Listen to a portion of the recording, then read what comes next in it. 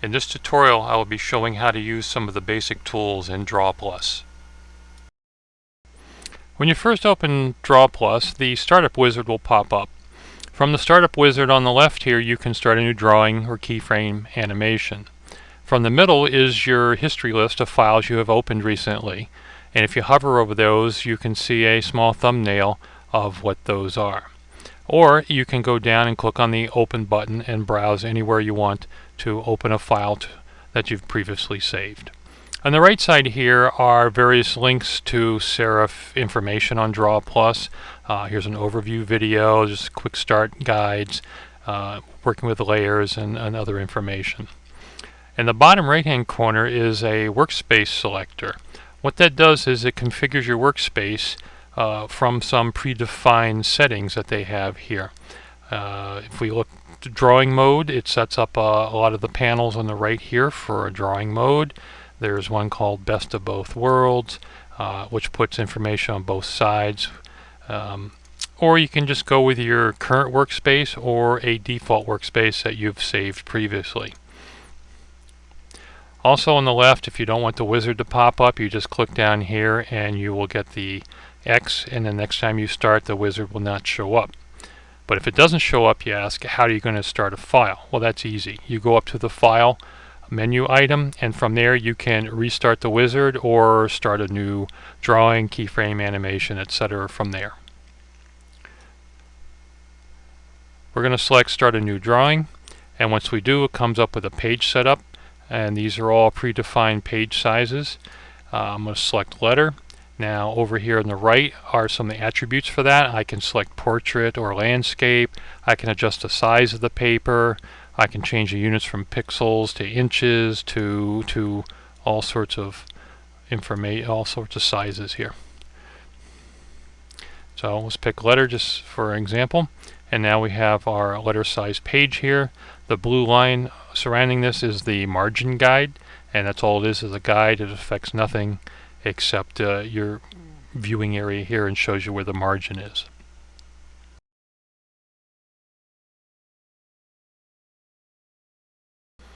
Here I have a drawing page with two objects on it. I want to show you some things about the pointer tool. You can switch to the pointer tool from any other tool by pressing the keyboard shortcut, the V key, V as in Victor. The pointer tool allows you to select objects, change their shapes and sizes, and rotate them. To select an object, you can just move the pointer tool to the object and press the left mouse button to select it. There, I've selected the blue rectangle. I go over and click on the yellow ellipse. I've selected that. If you have multiple objects to select and you want them all selected at the same time, you can do one of two things.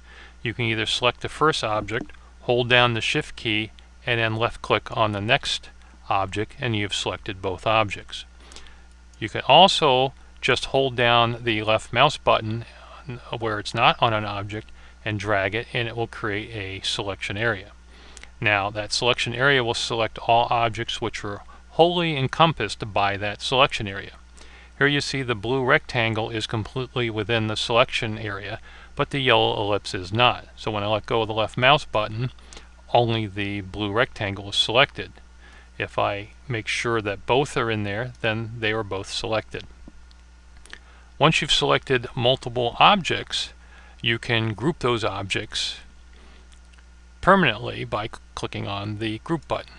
What that does is allows you to link objects together so that when you move one, the others move with it. Now the group button maintains that grouping even after you deselect, and once you go back and reselect an object in that group, the whole group is selected. Now even though I've ungrouped them, they are selected together, so they are effectively a group while they are still selected. If I deselect and go back and select one of the objects, only that object is selected because they weren't grouped. Once you've selected an object, there are several small boxes around the object. These boxes are handles which allow you to modify the shape of the object. The little squares in the center of the sides allow you to move in just that one direction only, even though if I move the mouse to left to right, it's not doing anything. The same thing for the side. I can move left and right, but not up and down. As you move them, you also notice at the bottom of this rectangle is a dimension. That tells you how many pixels across this is. So if you want to size something, you can size it specifically to wherever you want.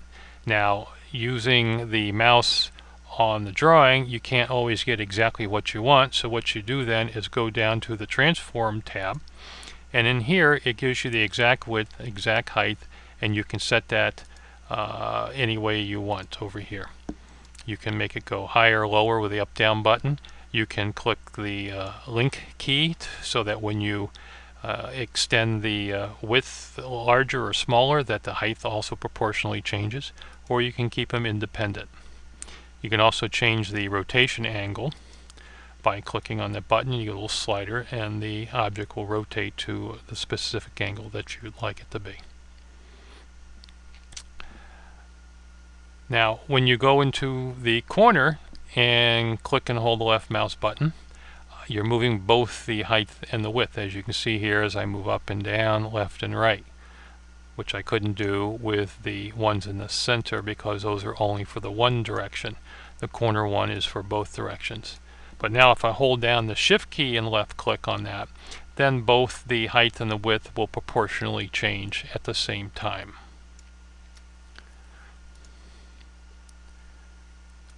If I have both objects selected, you'll still see the boxes around that, and those will allow you to change all objects within the group by the same amount. That's what groups are good for. And if you move up into a corner of an object, you get the bent arrow, and hold down the left mouse button, and you can rotate those objects around the center point. If you don't like where the center point is, want to move it, you can go in there, click and hold, move it someplace else, and now when you rotate, it moves around that new center point.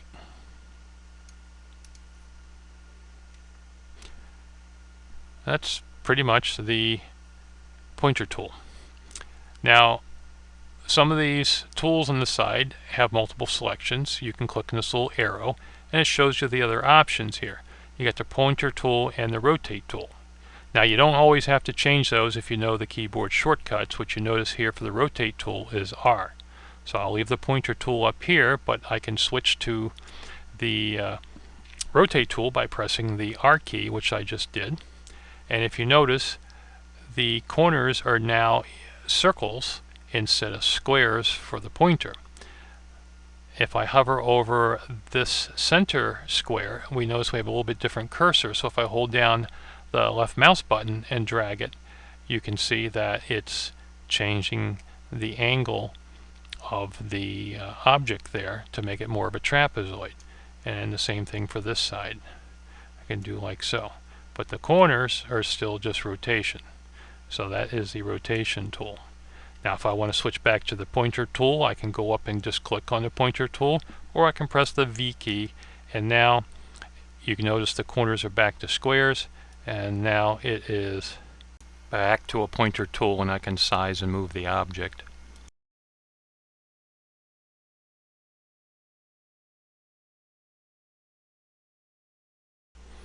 The next tool I want to show you is the pin tool.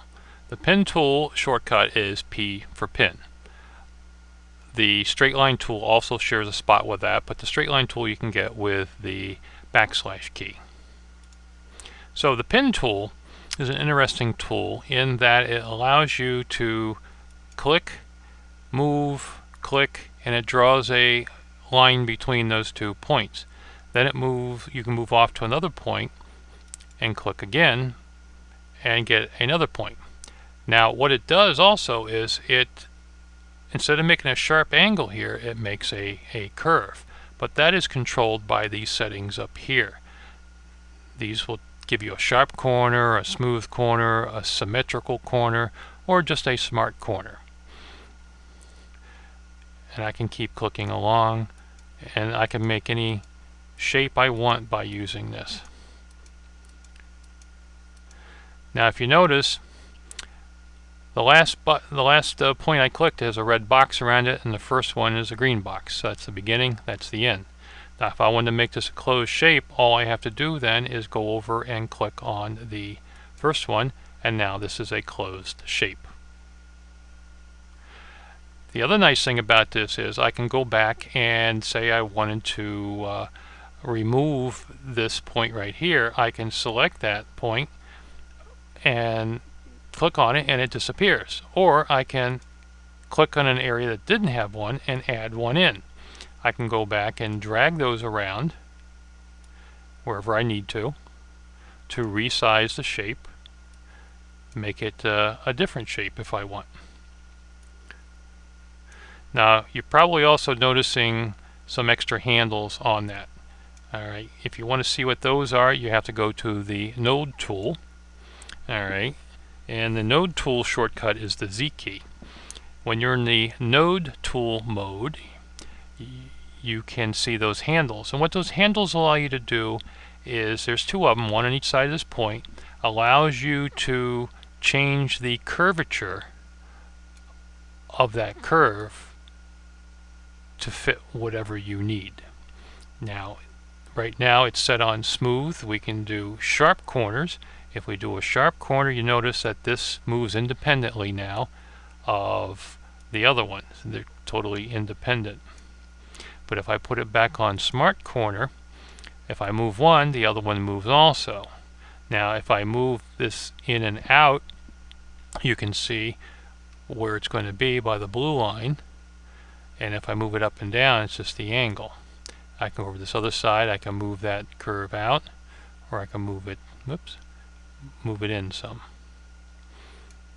So you have a lot of options here with the pen tool. And like I said, this is a closed shape, so you can go over and select the fill color of that shape, and you can now fill it in. And you now have a filled in shape. And then we can move this around, we can rotate it, we can resize it if we want to, whatever we want to do with it. That's pretty much the pen tool. It's a pretty handy tool. Now the straight line tool, if we hit the backslash key, allows us to draw straight lines. Now if you notice here, I can move the second point anywhere that I want. If I hold down the shift key though, it is constrained to certain angles. So it's straight across, comes down 1, 2, 3, 4, 5, 6. There's 6 increments in between 90 degrees. And I can also then click on the last one, come out here to the and just keep going. And at the end, I'm going to let go of the shift key here and do my finishing angle, connect it, and now I have another shape.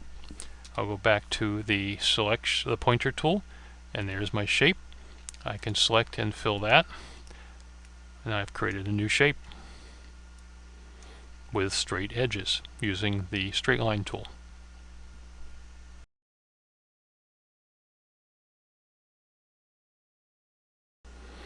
Next tool I'm going to show you is the freehand knife tool. It's an interesting tool that allows you to take objects and cut them up into smaller objects. Now I'm just going to be on the left here. I'm going to hold down my left mouse button. Oops, let me select that first. Hold down the left mouse button, and I'm just going to draw a line. It's like the pencil tool, something like that, through the object, and now it's created 2 objects here. I change the selection tool and move this, and you now see we have 2 objects. Now if you want to draw a straight line, we select the knife tool and we hold down the shift key. And holding down the shift key allows you to draw a straight line at any angle. So I'll just draw that down there, select back to the pointer tool, and now those 2 shapes have been divided, or been created from that one. And you can do this as much as you want. Select the knife tool, hold down the shift key, draw a straight line through the center, and now I have a few more objects, all created from that one, like so. And that's the knife tool. In back of the knife tool is the erase tool, which is Shift D. The freehand knife tool is Shift K. The erase tool allows you to erase part of your object. We can do something like that if we want, or we can go in here like so. And what it does is it removes that part of the object, but yet continues the outline of the object around the area that you've erased. So now this object has a hole in the center of it. This just has a gouge at the side. And that's the erase tool.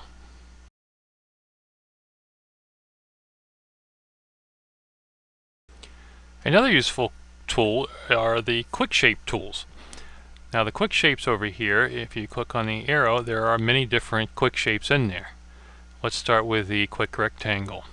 What that allows you to do is to come out here and hold down your left mouse button, drag and make a rectangle. When I let go of it, there is the rectangle. It currently is taking on the colors that were currently selected up here. Now for this rectangle, quick rectangle that is, you can of course change the line around the outside. You can change the width of that to either 0 for none or 15 for a very thick one if you want. But for the quick shapes, you'll notice that sometimes there are options on them depending on what the shape is. This one, since it's a rectangle, the only option it has is radius of the corners. Now you can click on this arrow here and get a slider and slide back and forth for the corners, but that slider is the same slider that's down here. And when you hover over this, it tells you what it is, radius of corners. So if I click and hold that, I can then move it, and you see the corners go. That's 100%. That's at the 0. And then I can go in the opposite direction to have convex corners instead of concave. Okay, so that's that one. Now if we go over to the quick ellipse, we can draw a quick ellipse. Now we notice this has two parameters on it. If you look up here, it's the enclosed angle and the start angle. And you say, well, what is that? Well, let's take the enclosed angle. We can open it up, and that's the enclosed angle.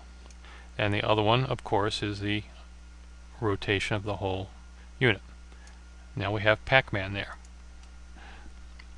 If we go to, say, the pedal, the quick pedal, draw this up. This has 4 different parameters to it. Okay, and of course they're all up along the top here. This one over here is the outer width. That gives you the outer width. This one up here is a number of petals. We can change how many petals are in here. Over here is the radius of the center, and the bottom is the inner width.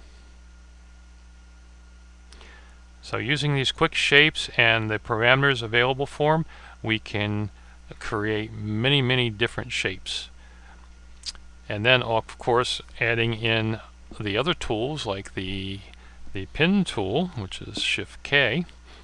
We'll go up here, I'll hold down the Shift key, I'm going to draw a straight line through the center of this. And I just cut that in half, go select, and pull them apart. And now I've created even a new shape.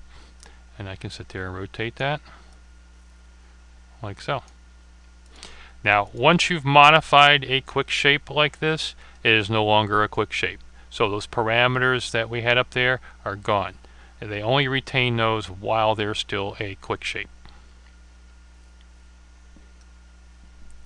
There are plenty of quick shapes in here. You should explore each one of them to get a feel for them.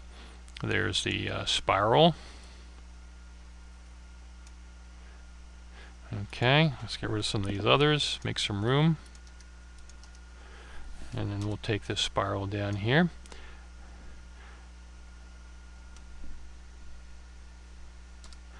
And see, we get the number of arms. We can make more arms for it. We can also say the number of turns. There we go, there's a fewer turns. And then the number of arms, we can change that.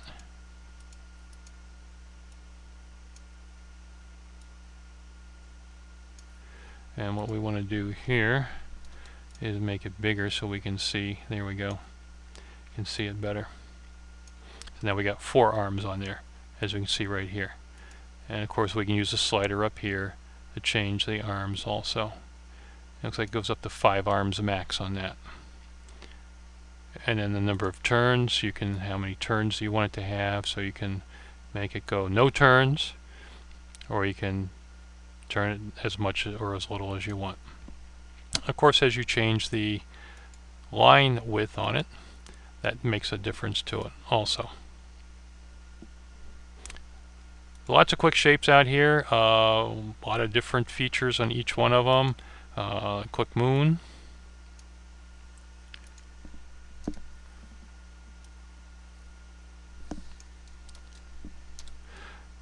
Move that out there, and that just has a moon phase, is all that's available for that. So we move the phase of the moon, and it just makes it either a full or a very skinny type of moon. And of course we can change the size and shape of this a little bit using the pointer tool. There's the heart, there's the badge, the chevron, zigzag, quick wave. There's a lot of different ones in here. The quick cog, that's an interesting one. Of course you can change how big the center circle is. You can change the inner radius. You can change the number of points on the cog. And then the type. I'm not sure what the type, let's see. There we go. Type 1, type 2. Alright, there we go. Pointy. We got kind of a squared off one, or we have it with a pointy inside. That's the cog one.